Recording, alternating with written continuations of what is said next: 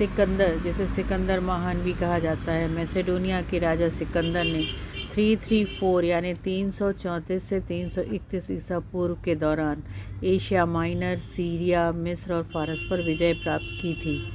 उन्होंने 3 युद्धों में फारसी सम्राट डोरियस कोडमैनस को हराया और भारत पर विजय प्राप्त करने का संकल्प किया था। फरवरी या मार्च में उन्होंने हिंद में सिंधु नदी पार की और उसका स्थान और राजा डोरियस का स्थान ले लिया। 326 ईसा पूर्व में भारत पर विजय प्राप्त करने का निश्चय करने के बाद तक्षशिला के राजा ने उनका आतिथ्य स्वीकार किया और उनका सत्कार किया।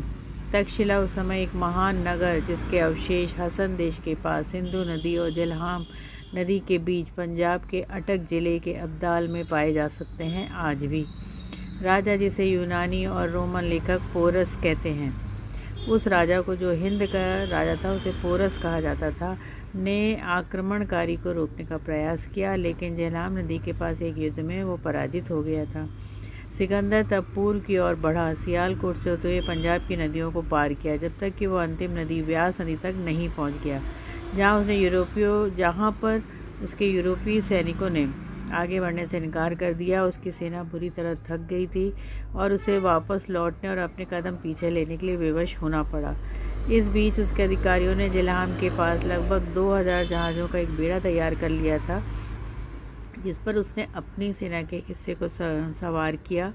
शेष सेना हाइडेस्पेस और अन्य नदियों के किनारे किनारे आगे बढ़ी और 10 महीने बाद लड़ते हुए पूरी सेना सिंधु नदी के मुहाने पर पहुंच गई। नदियों के मार्ग इतने बदल गए हैं आज कि पंजाब और सिंध से होते हुए उत्तर से दक्षिण तक सिकंदर की यात्राओं के जितने भी चरण का पता लगाना अब संभव नहीं है। बेड़ा समुद्रों के रास्ते फारस की खाड़ी तक गया और सिकंदर ने स्वयं अपनी सेना के एक भाग का नेतृत्व भी किया था।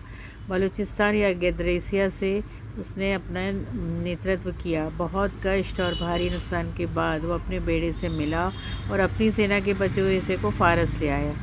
इससे पहले उसने एक और सेना भेजी थी 1918 में। 1918 में चल रही खुदाई से उल्लेखनीय और अप्रत्याशित परिणाम सामने आए थे।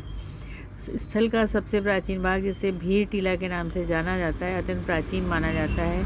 सेना ने माला दर्रा के रास्ते उस देश से वापस जाने का निर्णय लिया और जून 323 ईसा पूर्व में 32 वर्ष की आयु में सिकंदर की मृत्यु हो गई थी। विश्व के इतिहास में किसी अन्य व्यक्ति ने इतने कम समय में इतनी जल्दी और इतना कुछ हासिल नहीं किया। उसका इरादा पंजाब और सिंध को अपने साम्राज्य में मिलाने का था, पर इसके पहले